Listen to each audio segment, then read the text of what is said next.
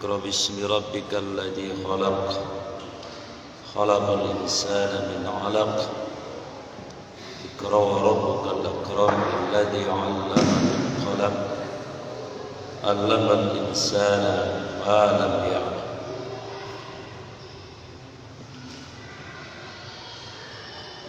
Sadaqallahul Azim. Ketua DKM Sidratul Jannah dan segenap pengurus yang Allah muliakan, jamaah salat maghrib yang Allah cintai,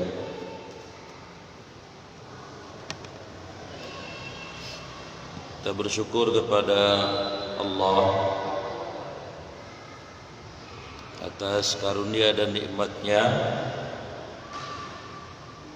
khususnya nikmat hidayah dan taufik, sehingga kita mau hadir di majelis ilmu yang dengannya atau karenanya insyaallah Allah akan berikan pahala jihad ilmu yang sempurna buat kita semuanya.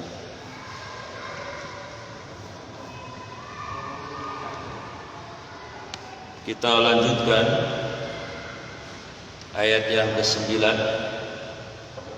surat Al-Baqarah atau ke-8 ya, lupa. A'udzu billahi minasyaitonir rajim.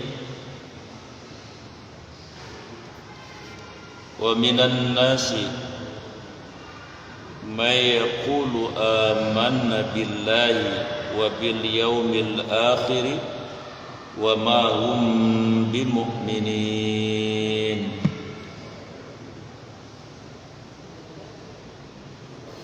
Terjemahan bebasnya, dan di antara manusia ada yang berkata kami beriman kepada Allah dan hari akhir, padahal sesungguhnya mereka itu bukanlah orang-orang yang beriman. Wa minan nasi ini siapa?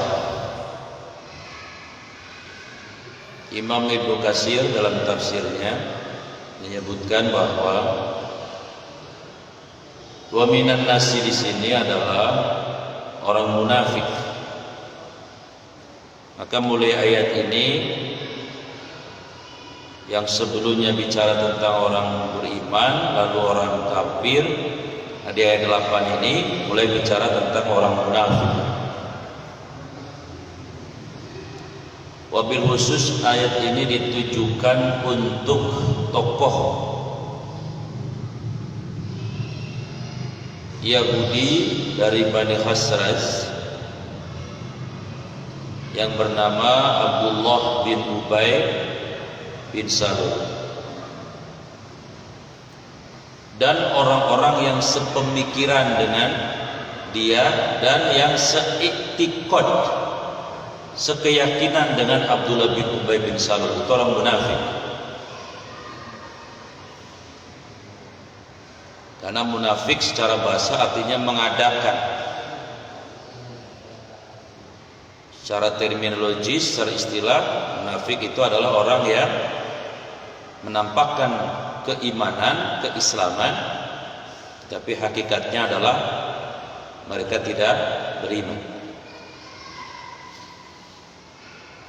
Jadi Abdullah bin Ubay bin Salul itu tadinya mau dilantik menjadi presiden di Madinah,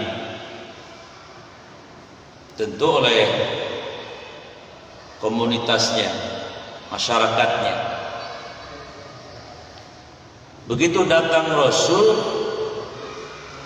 kalau bahasa almarhum Didi Kempot, ambiar.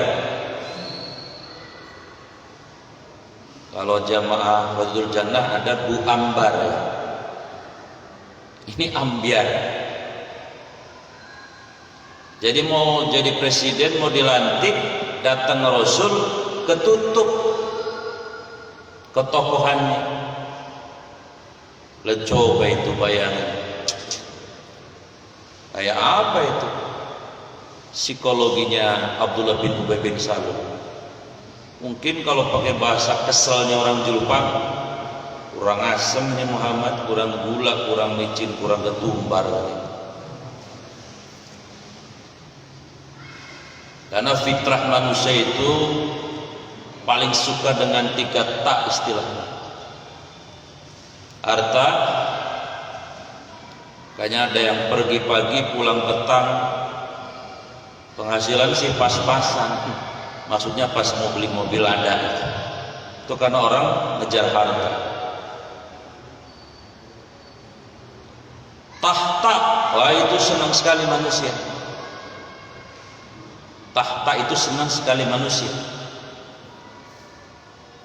Termasuk di wilayah kita, perebutan tahta menjadi wali kota aja luar biasa.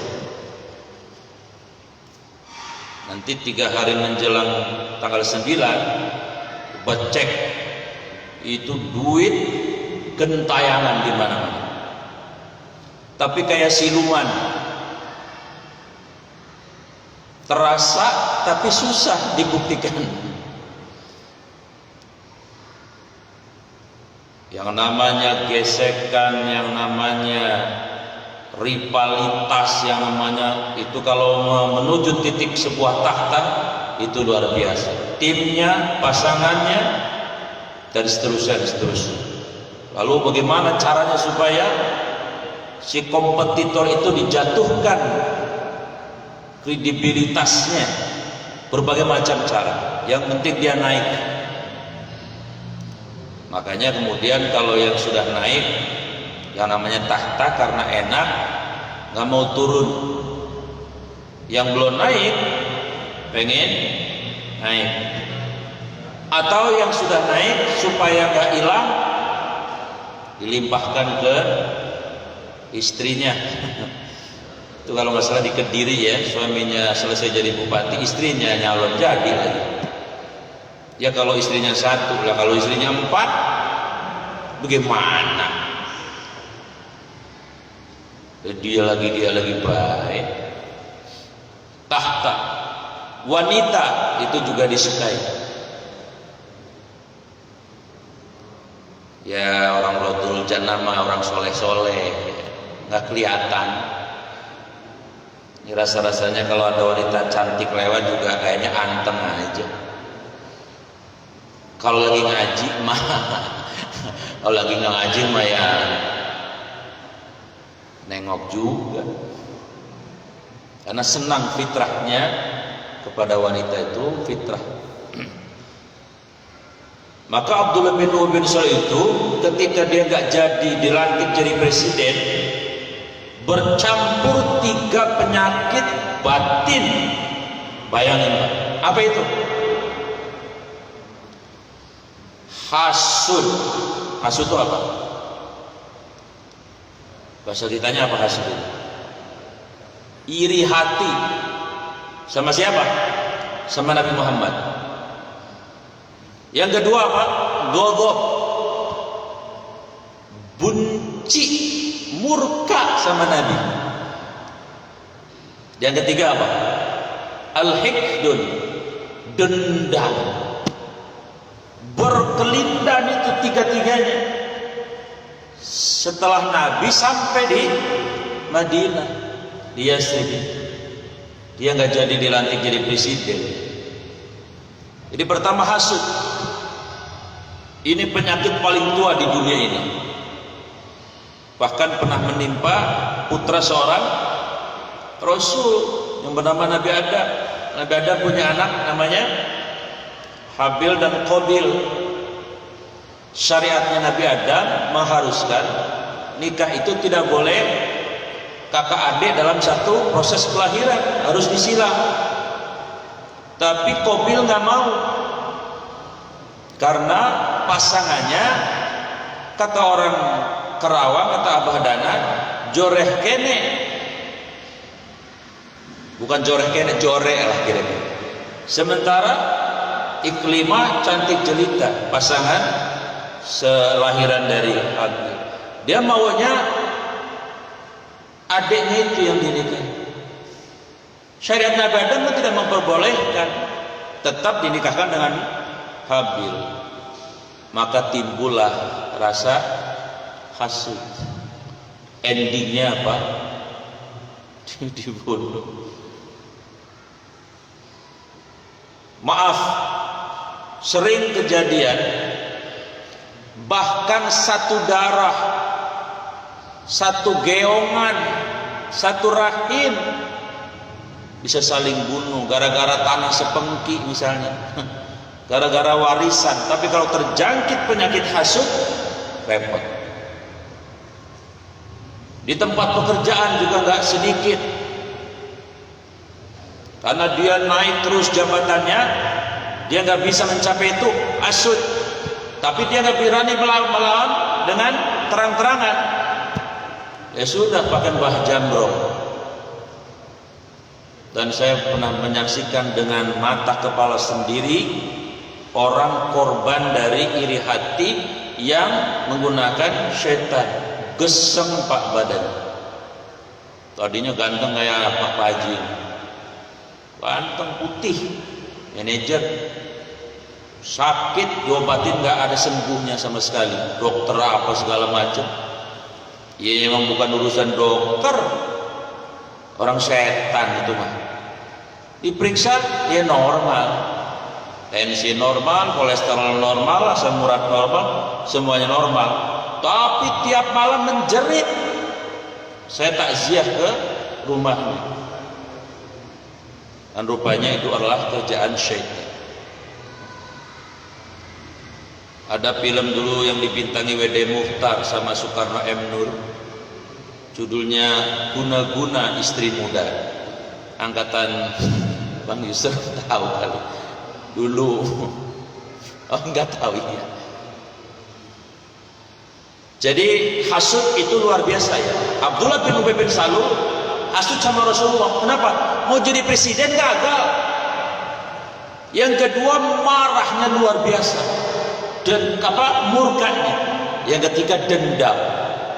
Sehingga wajar sampai hari ini generasinya Abdullah bin Ubay bin Salul di Palestina itu orang Palestina diuyak-uyak sedemikian rupa.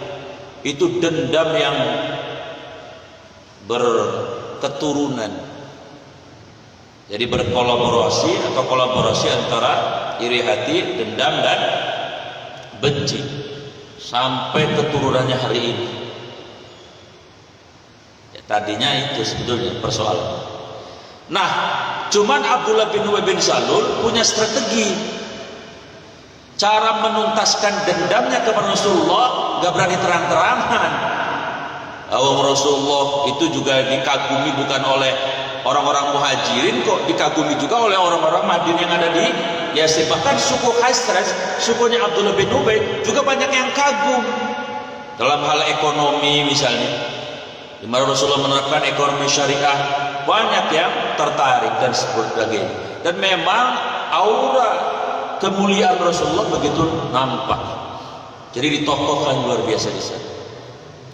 Maka Abdullah bin Ubay bin Salul pakai strateginya apa? Strateginya kalau zaman Belanda mah strateginya surgronya. Strategi halus. Tapi nggak pakai setan. Apa caranya? Pura-pura nemenin baik-baikin Nabi Muhammad. Pura-pura jadi orang beriman. Surgronya kan pura-pura jadi orang beriman. 8 tahun dia ngaji di Mekah, bahkan pakai gelar haji, Haji Abdul Ghaffar namanya. Itu peranakannya Abdullah bin Ubay, sukses gitu. Di antara program yang sukses adalah memisahkan, mengkonfrontasikan antara MU dan Muhammadiyah. Itu sukses betul itu. Sebelum era 2000 tahun sekarang. Dulu itu luar biasa perpecahan. Nah, Abdullah bin Ubay bin Salul juga sama. Saya pakai strategi halus. Kalau saya berhadapan langsung dengan Muhammad, aduh repot saya. Saya tidak terlalu banyak dukungan. Maka dia gunakan cara halus, dia pura-pura menampakkan keimanan, pura-pura menampakkan Islam. Bahkan kalau Nabi sholat, dia di sop yang nomor 2 di sini. Nabi depan, dia belakang. Kayak gitu terus. Tapi sholat maghrib, sholat Zuhur, isya, asyar. Kalau subuh mah ketinggalan. Maka Abdullah bin Ubay bin Salul pura-pura masuk Islam. Ya. Maka dalam istilah surat Al-Baqarah ayat 8 ini adalah wa minan nasi may yaqulu amanna. Ada sebagian manusia yang mengatakan kami beriman loh. Kami ini orang Islam loh Muhammad. Loh kami puasa. Orang munafik puasa. Materi kemarin definisi mukmin, kafir, munafik ya. Kalau kafir jelas la iqrarun bilisan, dia tidak mau bersahadatain. Wala tasdikun biqalbi, dan dia tidak meyakini syahadat. Ikrar aja enggak orang kafir. Tapi wal amalu bil arkan, tapi orang kafir beramal dengan amal-amal kebaikan. Sebaliknya orang munafik iqrarun bilisan, mereka bersahadat tapi wala tasdiqu biqalbihi, tidak diyakini syahadatnya tadi. Wal amalu bil arkan, tapi mereka juga beramal. Sedangkan orang beriman bulat utuh, iqrarun bilisan bersahadat, tasdiqun biqalbi meyakini dengan hati syahadatnya itu, wal amalu bil arkani, dan beramal dengan amal-amal yang diyakininya tadi. Nah, jadi Abdullah bin Ubay bin Salul yang dimaksud dengan wa minan nasi ini adalah Abdullah bin Ubay dan orang-orang yang seiktikodi, sekeyakinan dengan Abdullah bin Ubay bin Salul. Dan lumayan banyak ternyata. Yang namanya kejahatan kan pasti ada pendukungnya. Lumayan banyak. Bahkan ini ayat menurut para ulama sampai hari kiamat tetap ada orang yang kayak gini. Nanti disampaikan oleh Allah lalu ayat berikutnya ciri-cirinya bagaimana. Cuman Rasulullah menghadapi orang munafik ini, beliau tidak pernah mengeksekusi, tidak mau membunuh. Kenapa? Dua setidaknya alasannya.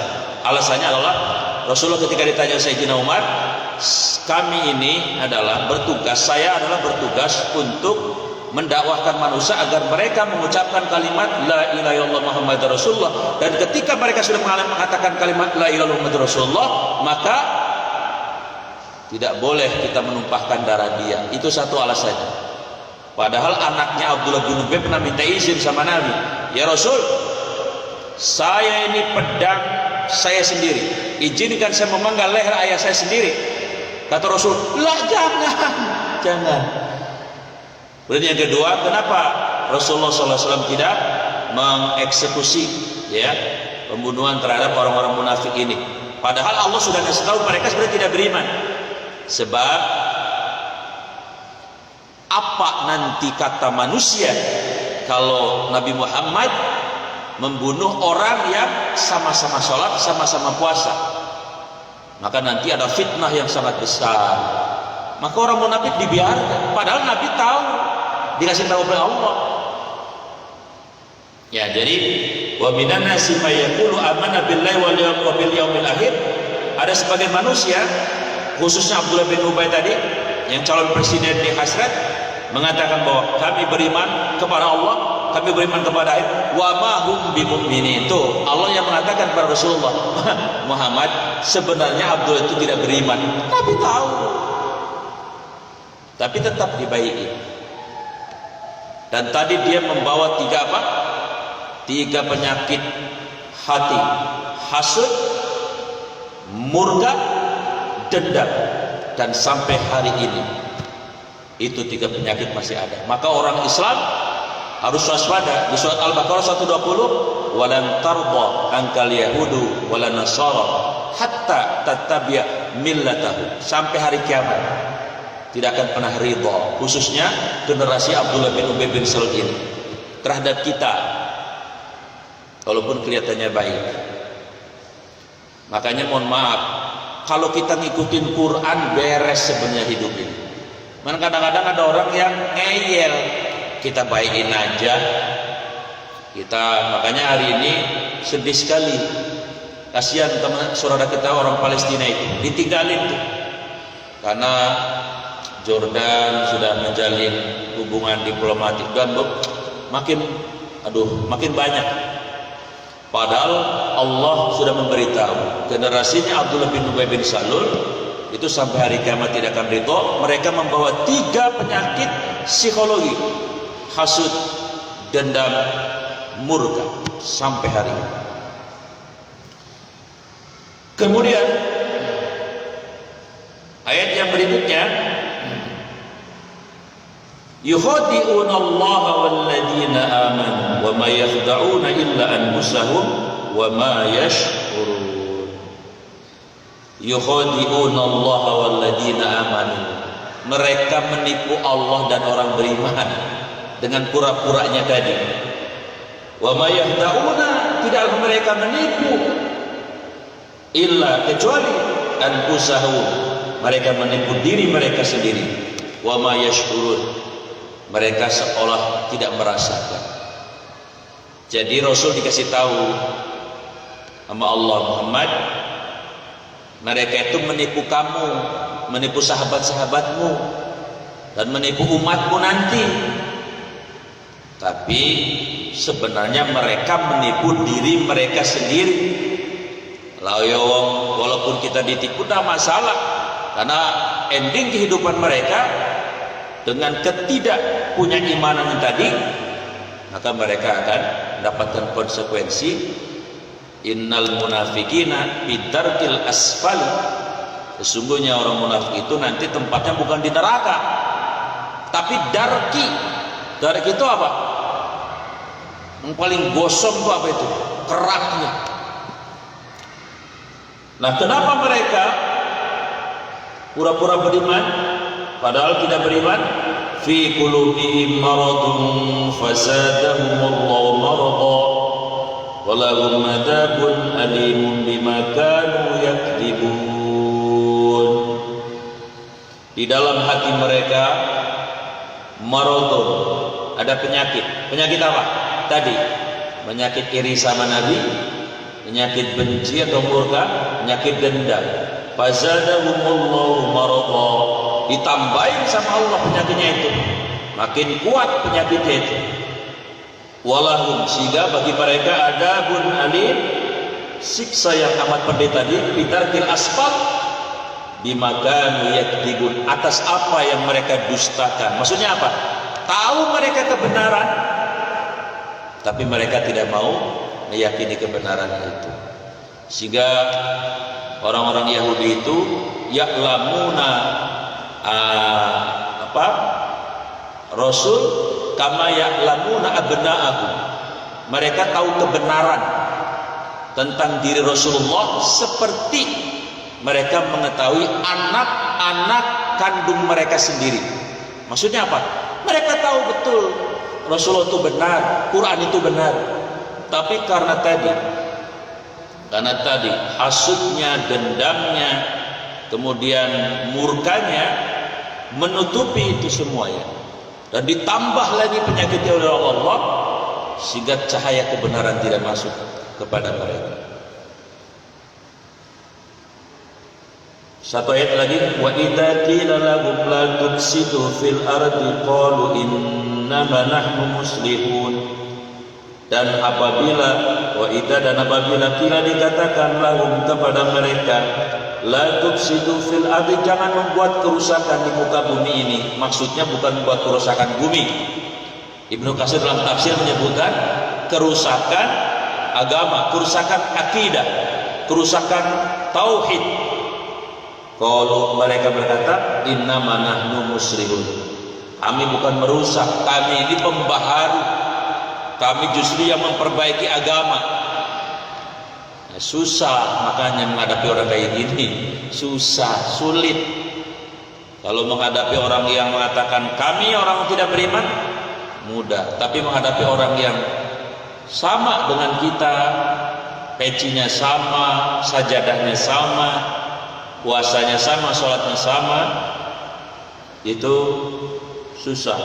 Bahkan kalau dikatakan kepada mereka, jangan dong membuat rancu akidah, jangan dong membuat rancu tauhid, mereka bilang, ngerti apa ente? Saya ini lebih tahu dari kamu, saya ini memperbaiki agama. dan seterusnya dan seterusnya.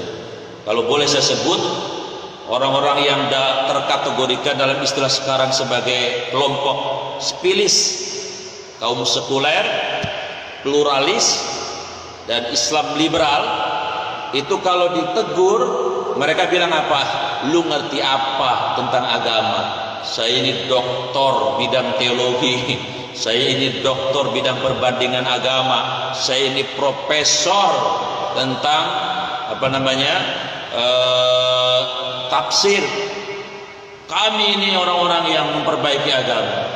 Padahal dengan mereka akidah menjadi rusak adanya. Sekarang ada muncul yang seperti itu. Bukannya sekarang, ini memang kecipratan tadi sih, model-model Abdullah bin Ubay bin Salul tadi. Demikian jemaah yang saya muliakan, topik lanjutan dari ayat yang kemarin. Mudah-mudahan kita bersyukur kepada Allah karena ternyata orang beriman kayak kita ini harus siap menghadapi apa? Setan sebagai musuh kita, menghadapi orang-orang yang hasud, dan menghadapi orang-orang yang seperti Abdullah bin Ubay bin Salul. Sampai hari kiamat nanti akan ada orang-orang seperti itu. Tapi tidak usah khawatir. Wa makaru wa makarallah wallahu khairul makir. Mereka bermakar ya, menjadikan membuat makar-makar, strategi trik-trik, tetapi ketahuilah bahwa wallahu khairul makirin, sebaik-baik pembuat makar adalah Allah Subhanahu wa taala. Mudah-mudahan kita dan keturunan kita dilindungi oleh Allah dari orang-orang munafik. Amin ya rabbal alamin. Kita tutup dengan doa kafaratul majlis. Subhanakallahumma wa bihamdik, asyhadu an la ilaha illa anta, astaghfiruka wa atubu ilaik. Assalamualaikum warahmatullahi wabarakatuh.